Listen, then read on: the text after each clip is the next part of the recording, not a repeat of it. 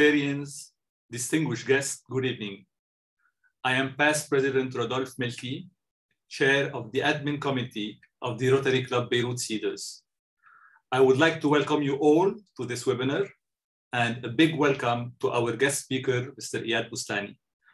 But before introducing Mr. Boustany, I would like to present you the upcoming events of the club. From December 6 to December 10, we have a trip to Egypt. On December 15, we have the annual Christmas visit to Orphanage and Old Folks Home in Mansouriye. And finally, on December 17, we have the annual Christmas dinner hosted by President Roni Farra. On January 19, we have Dr. Georgette Zinati. She will be talking about women helping empower women, helping small women business in Lebanon. I will leave the floor now to our to our club president, Roni Farra, who will give you a small brief about Rotary in general, and especially the Rotary Club of Beirut Cedars. President Roni, the floor is yours.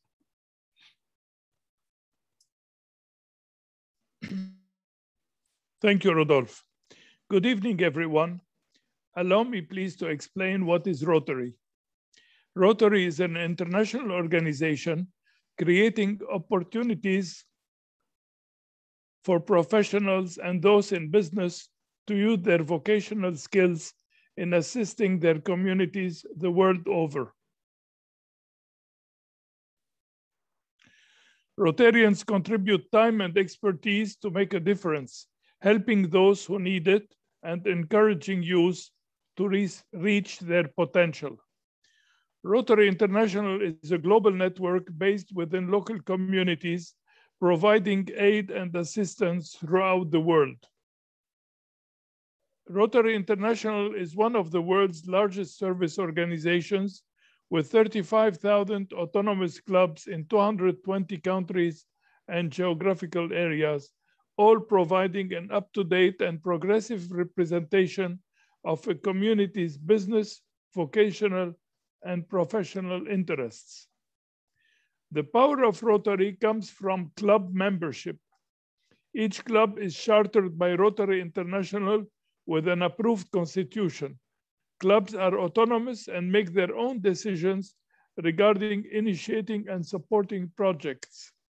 This autonomy allows for wide diversity between clubs around the world while they maintain principles in common and dedication to service above self. In fact, this makes us a federation of clubs, as each club has to be chartered by Rotary International to be registered as an NGO in its own country and have the latitude to choose to work in an area where its members think there is an urgent need to help. Each club elects a president for a term of 12 months so that all members who wish to serve through leadership have an opportunity to direct the club's activities. Rotary Club Beirut Cedars is an 11-year-old club, now hybrid, as some of its 34 members live since the pandemic and the Beirut port blast in countries ranging from USA to France to Belgium, Germany, and Ethiopia. Back to you, Rodolphe. Thank you, President Roni. I would like to inform our Rotarian and guests that they will have the opportunity to ask their question in the Q&A that is mentioned, that you can be seen on the bottom of the page. Okay, and after the presentation, the question that will have the most popular question will be asked to our speaker. Without further ado, I will present our speaker, Mr. Iyad Boustany, holder of a dual degree in math and economics from Université Paris 10 and master's in structured finance and management from École Supérieure de Commerce de Paris. He is now the managing director, head of corporate and investment banking in FFA Private Bank SAL. Member of the Lebanese Foundation for Renewable Energy since 2018, an association to lobby and promote renewable energies in the Lebanese energy mix. From his achievement La titrisation des actifs, securitization of assets in 2003, author with Dr. Nasri Antoine Diab of a 500 pages book in French on emerging markets structured finance. From 2000 till present, Mr. Boustany made more than 50 research papers and publications on governance, structured finance, ethics, development, constitution, development, corruption, prospect theory, and so on. He is certified professional football coach. He is married and has 3 beautiful children. Mr. Boustany, the floor is yours.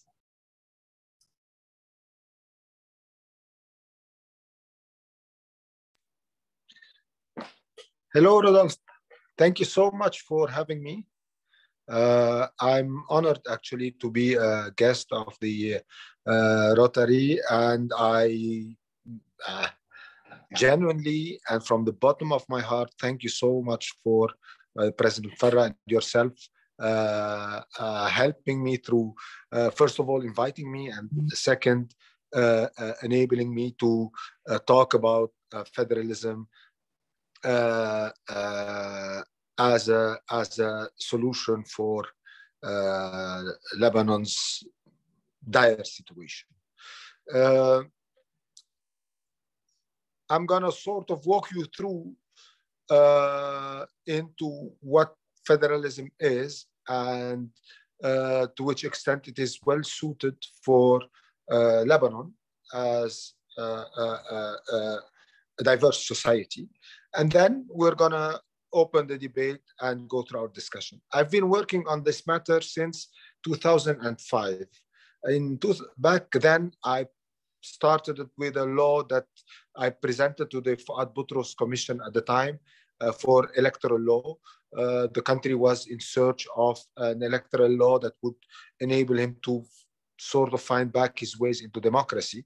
And I proposed a law which was later termed or named Orthodox law, whereby each community/sect elects its own reps. This was the first document that I've kept into myself, nurturing, growing, writing on and off, until it became in 2019 a full-fledged constitutional project, which was submitted and is now adopted as the sole completed constitutional project for a federal Lebanon. Now, what is it all about in the Lebanese context? In the Lebanese context, the matter is the following. We live in a country where you have different sects, communities, we call them. Actually, it was not always the case. And I'm gonna have to go back in time very quickly just to give some sense of an historical depth to the project itself that is federalism today, as it is proposed. Back in 1843, the Principality of Lebanon was toppled, and the Emir, the Bashir II, and then his son, the third, was deposed. And a new constitution came about. That new constitution was a geographical federalism, mainly drafted by Willem van Metternich. Willem van Metternich, as we all know, was the founding father of the Congrès de Vienne in 1815, which, following the toppling of Napoleon, was reorganized Europe itself. So this person and his aide drafted a constitution which lasted 20 years, roughly, and up until 1864, where we had between 61 and 1864, where another constitution was drafted. It was termed Règlement Organique, and it was ethno-geographical federalism. Now, so these two models of federal models, one is a geographical model leading to clashes between Christian and Druze in 1859, and the second one in 1860, and the second one is an ethno-geographical federalism, which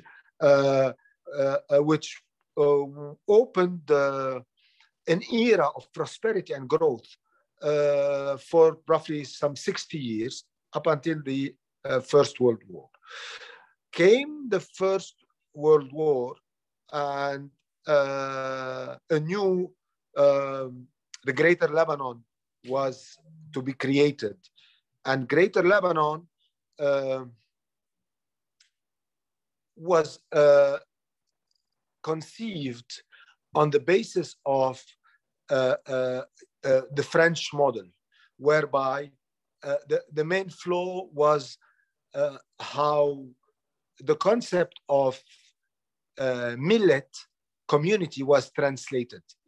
In the 1843 and 1864 constitutions, the various communities sects in Lebanon were considered nations, and as such they were treated as nations, and hence the title of our constitution was Règlement Organique. Règlement Organique refers to organic settlement or organic nationalism, settlement by nations. So it draws on the concepts that were put forward by philosophers like Fichte and von Herder, mainly in the German space, that theorized what a nation was. Later, they were taken by Michelet and Renan to theorize what was a nation. And the German-speaking author, the Austro-Hungarian author of that constitution, von Metternich, obviously drew on his knowledge of these concepts and looked at the reality of Lebanon and identified various nations. Exactly the Ottoman Empire also referred to the various constituents as millets. Millet is a term, Turkish term, that means a nation. From that perspective, the various constitutions of 1843 and 1864 were devised by recognizing various nations. Came the Constitution of 1926, and that one redrafted the term millet into community, sect, or religious faith, and created a new nation state called Lebanon. That has survived 100 years. But if you compare that 100 years to the 2,000 years of existence of the nations, 1,400 for the Muslim ones, 1,000 for the Druze, and 2,000 for the Christians, that 100-year fares poorly. And obviously, we are at a turning point today where we need to rebuild our country. And this is where federalism, modern federalism, comes into play.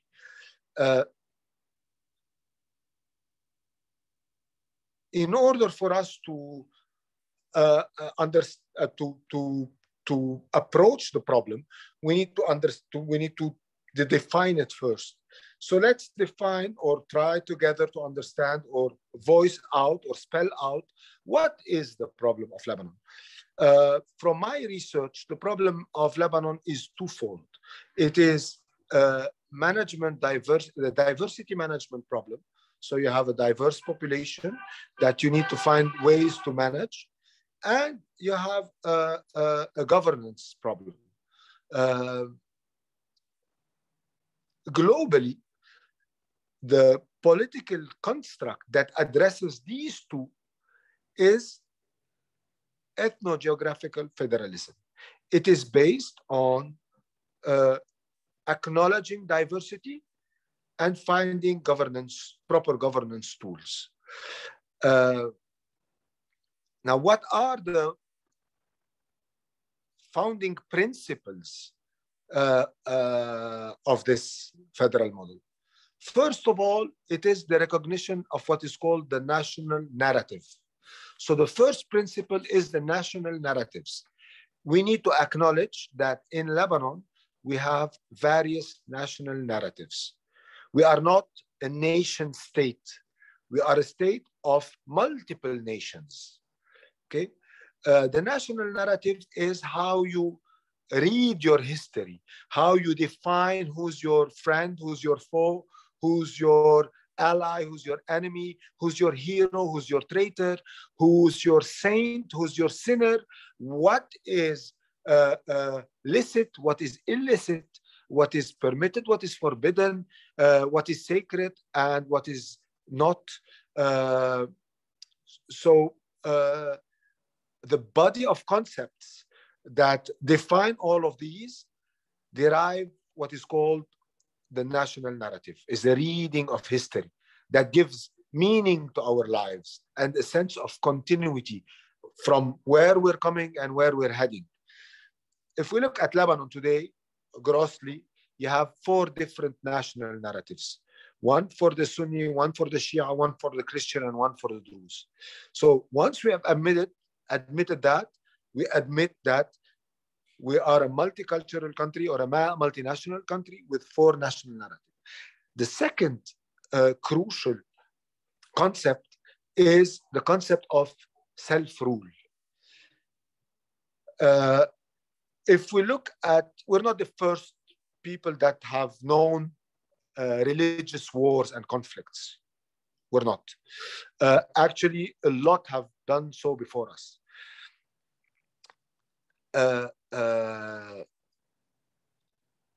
If we look back at Europe and what happened in Europe at the time where it was facing dramatic civil wars and religious wars, that period was between 1515, the emergence of Protestantism in the overly Catholic Europe, and by 1555, most of Central Europe, that ranges from, say, Belgium to Germany to Prussia to Austria to Switzerland to northern Italy, east of France, was divided at each town level between Catholic and Protestants. In 1555, in Augsburg, there was a major attempt to resolve that civil conflict. And they came out with a concept that is extremely powerful that solved actually that problem. It was called cuius regio, eius religio, which translates as a Latin sentence that translates into, for the governed and the governor have to be of the same faith. So for peace to take hold in a multicultural space, you need for the governor and the governed to be of the same faith. And that concept led to Westphalia peace, and later on was the basis of secularism, of development, and of accountability in Europe. So this is a major concept. And to give an example, that concept was very well upheld in our area of the world, whereby the Shihab family, which comes from or claim it comes from the Prophet's family, and under the Ottoman rule, when it wanted to claim the throne of Mount Lebanon, it converted into Christianity. So the point is that even under Ottoman Sunni rule, they did not oppose the fact that royals, for them to rule, had to convert to the ruled religion for a proper ruling, for them to be able to control them, to be able to levy tax from them, to be able to accommodate them. So the Ottoman Empire was smart enough to allow a nobility, an emir, deriving directly from the family of the Prophet himself, to convert to Christianity under the Ottoman rule itself, or in order to properly govern its own subjects. So that's cuius regio, eius religio. And that's the second concept that is key to the principle of federalism. The third one is subsidiarity. Not gonna take long on subsidiarity, but as we were discussing, subsidiarity is a big, big concept. Subsidiarity means that the power is constructed bottom up rather than top down. So all the power is granted to the local authority at the municipal level, and whatever they can do on their own, they will. And whatever they cannot do on their own, they agglomerate with their neighbors and scale up in order to reach critical mass and perform whatever they need to perform. So that concept of subsidiarity is a key cornerstone. It is there in the fourth article of the Swiss Constitution. It is there in the 20th article of the German Constitution. It is in the 5th article of the European Union Constitution. So it's a very, very powerful concept. And it is obviously in the proposed federal constitution for Lebanon. The fifth principle is solidarity.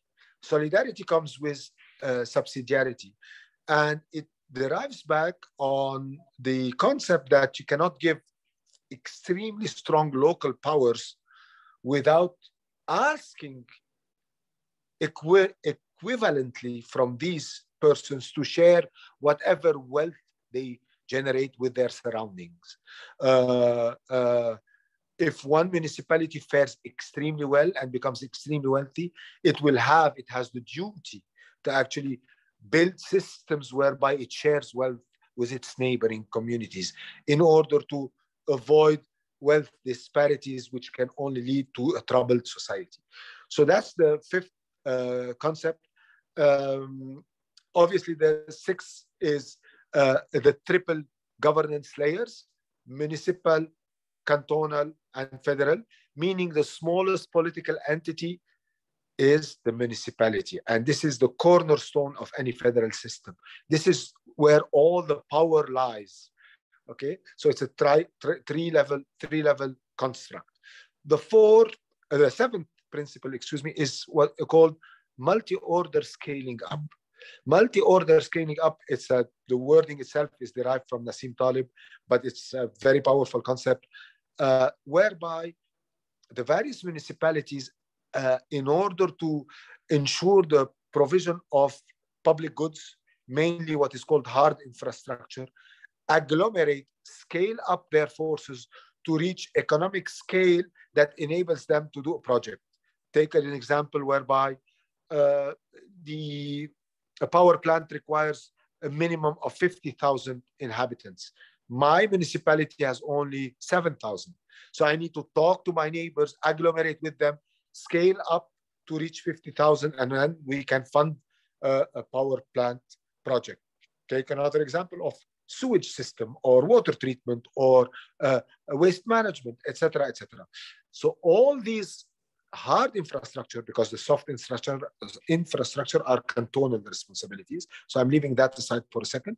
The hard infrastructure, internet, electricity, water, waste water treatment, waste management, etc., are handled at municipal level by a flexible scaling up model, not a preset one like Ittihad Baladiyat, where they are like 20, so that's it.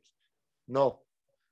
Sometimes you're 3, sometimes you're 50. It will depend on how much scaling up you need to make the project viable economically. So that's the seventh principle. The eighth is the fact that decisions at the federal level are unanimous. We'll talk about this a bit later. the ninth is super important. It's, I'm going to describe it in a way, you know, in our political, it's direct democracy. Direct democracy, and I'm going to use the fact that for us Lebanese, vote and elect is the same thing, right? We vote and we elect. It's the same moment in time. It's the same process. It's the same concept. In reality, these are two different matters. And in federalism, these are two different matters. We elect our representatives at municipal, cantonal level, but we vote at referendum at municipal and cantonal and federal levels. We elect people for a period of time, and these are our representatives for the duration of their mandate.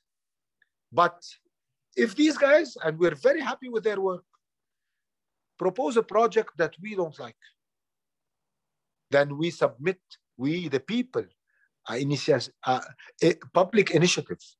We initiate a process whereby this specific project is put into question in a referendum system at a municipal and cantonal and or federal level.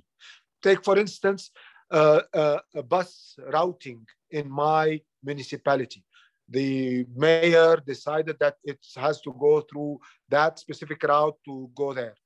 But I don't think it's good.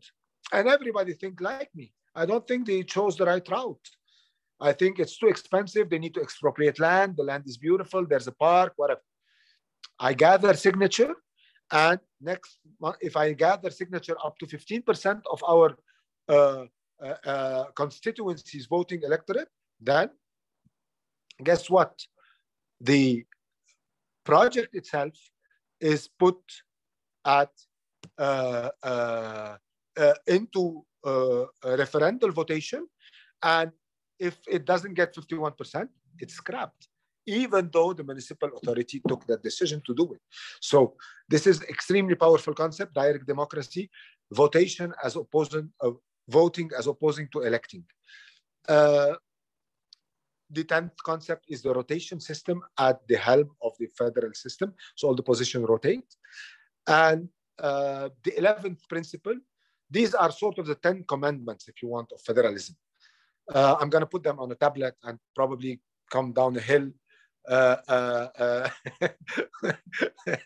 and present them to the masses.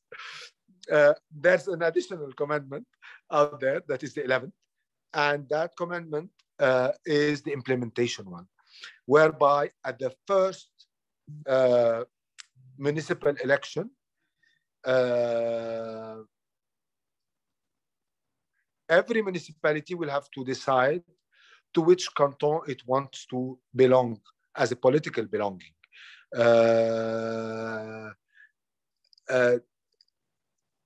They will decide whether they want to, the model proposes 4 national narratives and hence 4 cantons, but it might be totally different. It might be a national narrative. People might want to say, no, we don't recognize in these national narratives. We want to build something else. People would want, maybe it's more granular national narratives. Say, for instance, the Orthodox say, no, we want to have our own. We don't want to be in a thing ruled by the Maronites or the majority being outside. So you have flexibility, and that flexibility is, so what we're presenting is a sort of a modus operandi. It's a roadmap rather than an ideological model. We don't have ideology. And you know, ideology is a Greek word composed of 2 terms, which are idea and logos. And ideology means the idea before the thinking. So it's a pre-set frame of mind. So that's for the 10 commandments plus 1, 10 plus 1. Now, if you go to the project itself, the constitution itself, we went over Lebanon is composed of 1,633 municipalities. We screened all of them, and we've allocated each and every one to a national narrative, one of these 4. So we ended up with 4 cantons covering all Lebanon. you have roughly 100 municipalities that don't fit the criteria of allocation, because the criteria of allocation are 67% or more of one national narrative or identity color. So those who don't match that criteria, we've just put them aside to be dealt separately. Now we have those 4 cantonals. These cantons represent political entities, sovereign entities. They each have a parliament. They each have a government and a prime minister. The 4 prime ministers become the federal government, okay? And all their decisions are unanimous. The various cantonal, the 4 cantons, parliaments, gather at a federal level in the federal parliament and compose it. And the army is united, is one army to protect the country. And you have internal police forces for each canton. The judicial system is managed at the cantonal level. And each person has 3 types of identifications: the residency, which is municipal, the citizenship, which is cantonal, and the nationality, which is federal. And these 3 give rights and obligation to each and every citizen. For instance, I, as a citizen, can live wherever I want in Lebanon. I decide to go and live in Tripoli. I will vote for the municipal elections in Tripoli. And I will pay my taxes in Tripoli because I'm using the infrastructure of Tripoli. But on the parliamentarian elections, wherever I live, in Lebanon or outside, I will vote for my cantonal parliament. So because I have a citizenship at the cantonal level. So wherever I live, I will vote in my for my cantonal parliament. This, from our perspective, solves Lebanon's dual problem of managing diversity and governance system by instilling proper governance, bottom-up power structure, extremely strong at municipal level, and decoupling both horizontally and vertically the power conflict. I'll give 2 examples. The first decoupling is vertical, is horizontal.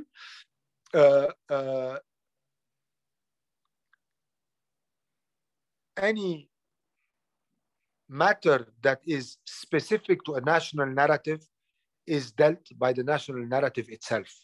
Say, debate over history, over who's the friend, who's a foe, over whether we need to close on Sunday or on Friday, over etc., etc. These matters are left to each to address on their own. So we don't need to fight over these matters, because these are matters that are related to identity, to national narratives. No need to fight with other identities and other national narratives over them. And another decoupling is vertical. Say, for instance, we disagree whether Iran is an enemy or a friend, or Saudi Arabia is an enemy or friend, or France is an enemy. Well, we could still disagree. We disagreed 100 years ago. We're disagreeing today, and we might still disagree in 100 years. But that matter will not impact whether I will be getting my electricity or my internet or my water, because these are managed at cantonal level and multiple municipal level. So the infighting over foreign policy, for instance, remains at a federal level, and we can fight in 100 years and in 1,000 years, and yet it will not impact the quality of the public goods that are my right to be delivered. So hence, I went over the federal constitution and the underpinning concepts. I think I'm done by now, and I will leave it to any questions if you wish. Thank you very much, Mr. Boustany, for this very informative presentation. Definitely now the floor is open for the Q&A session. Most probably we'll go more into detail, and we would like to know more about it for today and for the future. So I will start with the first question. In fact, there are two questions. The first one, we know that there are many types of federalism. It would be good, if possible, to talk about them. And in theory, the idea of federalism is good. But do you think that federalism is the right model for Lebanon? And in your opinion, how much time will it take to establish it? And if we can imagine how the federated states will be, I don't know, you call them canton or federated state. In your opinion, how will be composed the federal state in Lebanon? Will it be based on religious affiliation, parties affiliation, or something else?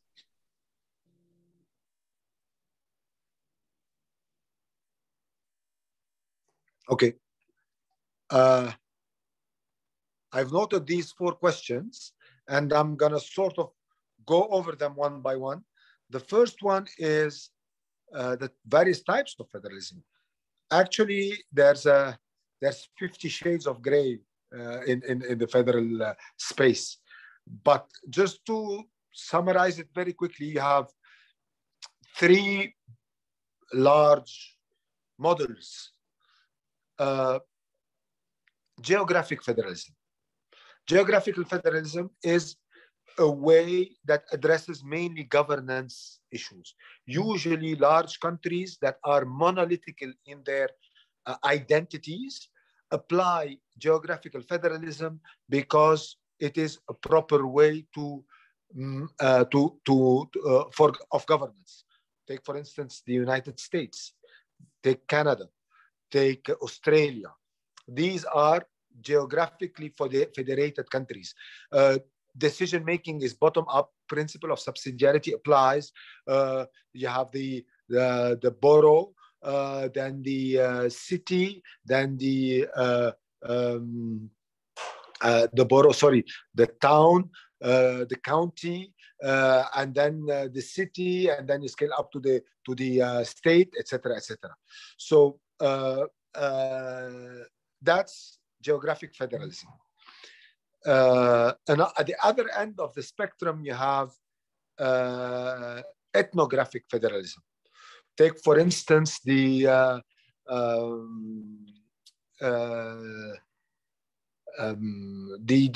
Ottoman Empire.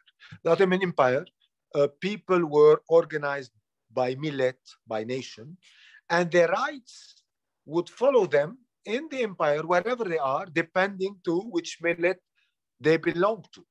So you didn't have a specific boundaries or geography where your rights applied. Your rights were attached to you as a person, depending on whether you're Orthodox, Maronite, Armenian, Shia, Alevi,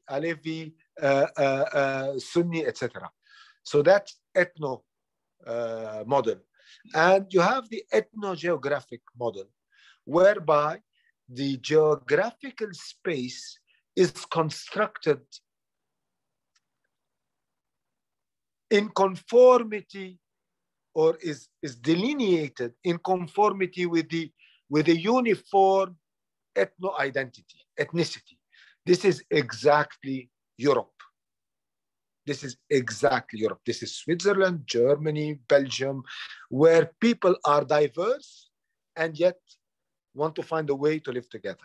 This is exactly it. Now, out of these, so you have geographical federalism on one end, ethnographic on the other, and the USA and Canada and Australia on one hand, different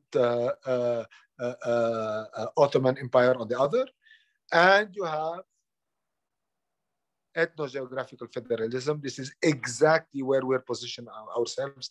This is exactly how this model is constructed, based on the principle that I just said. So these are the three types of federalism and what we are proposing. Now, the second question was, is it suited for Lebanon? And obviously, I tend to believe so. But why is it suited for Lebanon? It's suited for Lebanon because Lebanon has certain realities. The reality of diversity, that's very important, and that's our reality. We are diverse. We are multinational. So one. Second, we are localist. If we go at the time of the Phoenicians, so prior to the monotheist religions, we were organized in city kingdoms. And those city kingdoms, although they shared a lot in common, yet they managed themselves totally independent. They never formed one single empire, never. So Tyre was one, Sidon was one, Beirut was one, Byblos was alone, etc., etc. Each one, they had huge ties, but they never formed a single empire. Even more so when Alexander the Great attacked Tyre, Sidon sided with him.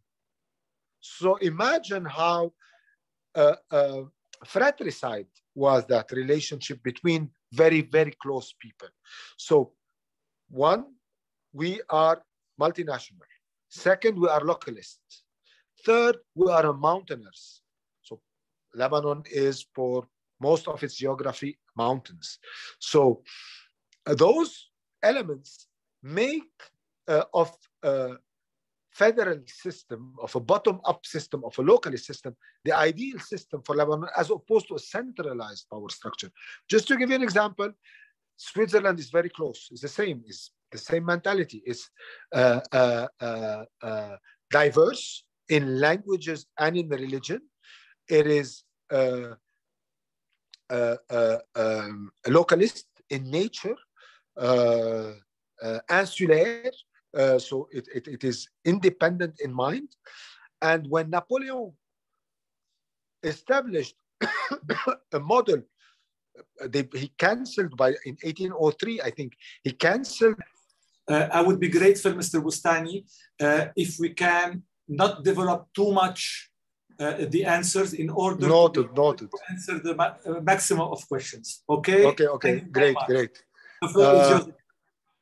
Okay. Third question was, so it's suited for Lebanon. Anyways, time to implement. I think the answer is I don't have a clue. So here you go. That was a quick answer.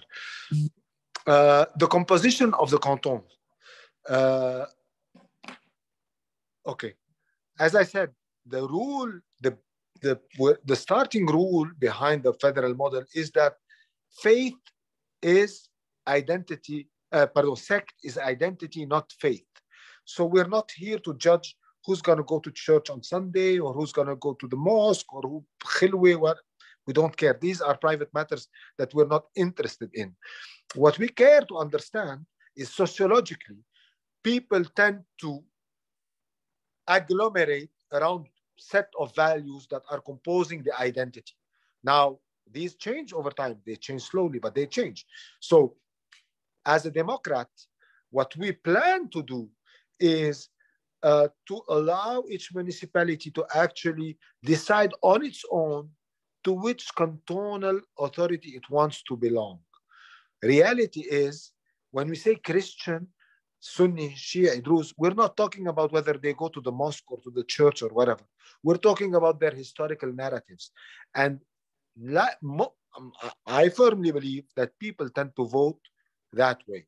So people will agglomerate their political rights based on that core fundament that is cuius regio, eius religio. Now, here's an important point that I want to mention, is that separation or partition is the cleansing or the separation of the people. Federalism is the separation of powers. So the federal model is a model whereby you sort of tear the central power into pieces and you go and allocate it. The question is, how will you allocate it? And I tend to think that people would want to allocate it based on their national narratives. So that addresses your fourth question, and I'm done. Thank you. Thank you for your answers. I have another question from Ms. Lina Mukhayber.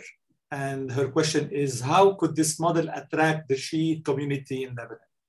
How can you convince them that federalism is a better option, which somehow would downsize their power and expansionist horizons, both locally and in the region? Absolutely, it's a very good question.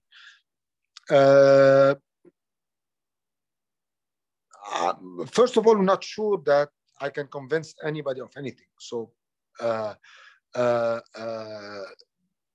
there's two ways to look at a political commitment that we're all, at the end of the day, hoping to rebuild our country, right? So we might have a firm belief in something, and that something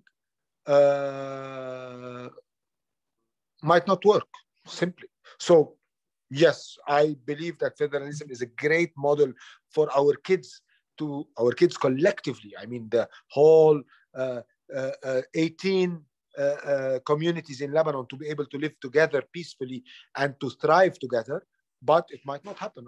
We might not be able to convince people. So that's the first answer, is I don't know.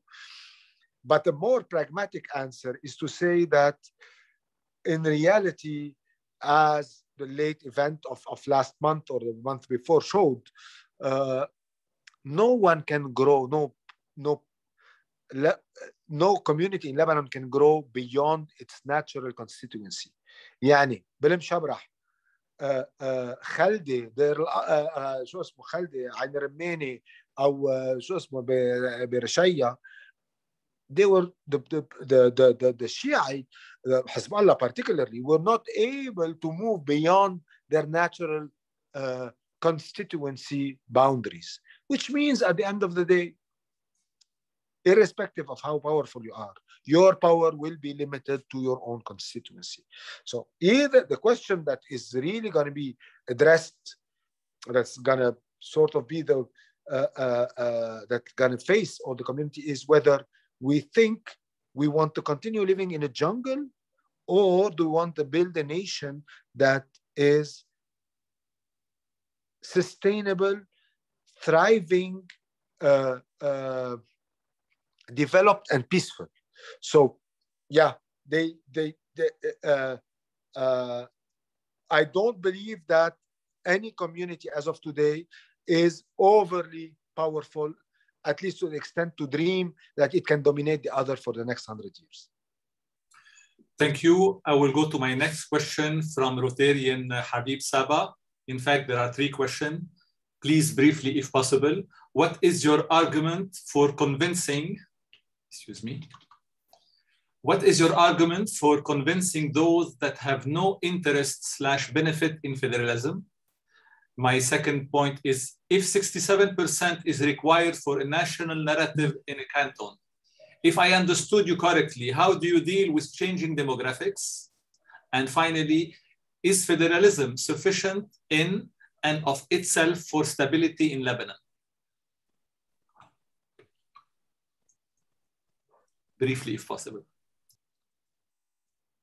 Okay, I'm writing down. Okay, how to convince those who are not interested. We cannot.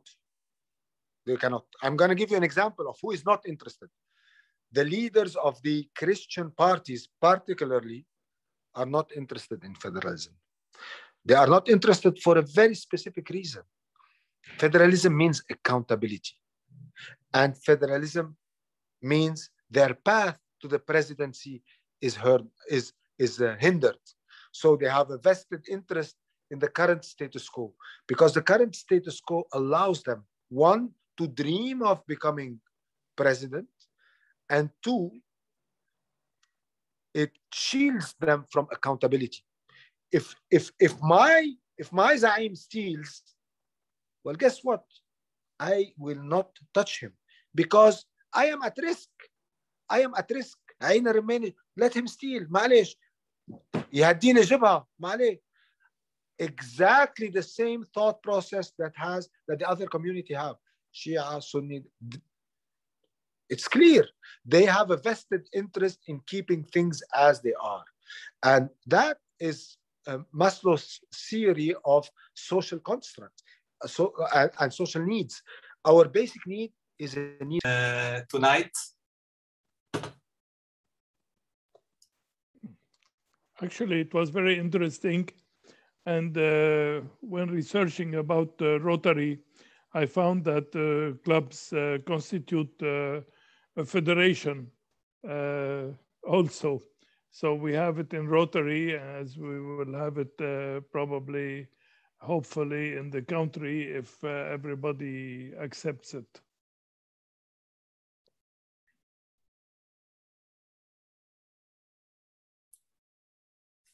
We'll try to move on, President, because we are not sure if Mr. Boustany will be able to connect again. I will ask our secretary to pass to the certificate of appreciation that we wanted to give to Mr. Boustany.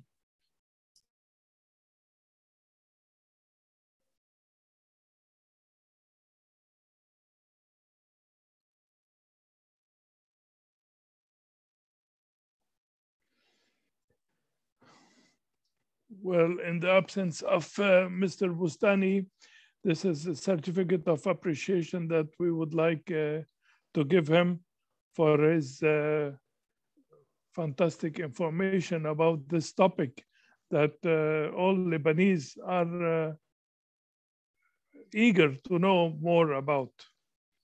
Thank you, Mr. Boustany. When you review the recording, you will see this. Thank you, President Roni. Our next webinar will be on January 19, 2022. It will be with Dr. Georgette Zinatti, who will be talking about women helping empower women, helping small women business in Lebanon. Mr. Boustany, you are back. Yeah, I'm back. I'm so sorry. I don't know what's happening. No worries. Things happened, and I hope that maybe with federalism, things will not happen. Anyways, I would like, if possible, to go back. I would ask the secretary to go back to the appreciation certificate. We will not be able to continue with the Q&A because we don't have sufficient time. However, we will convey all the questions from our members as well as guests to you, and would be very happy if you can answer them. On the other hand, we will send also a presentation, the presentation that you have sent us about federalism. So this will be done tonight or tomorrow, the latest. President Roni, the floor is yours again.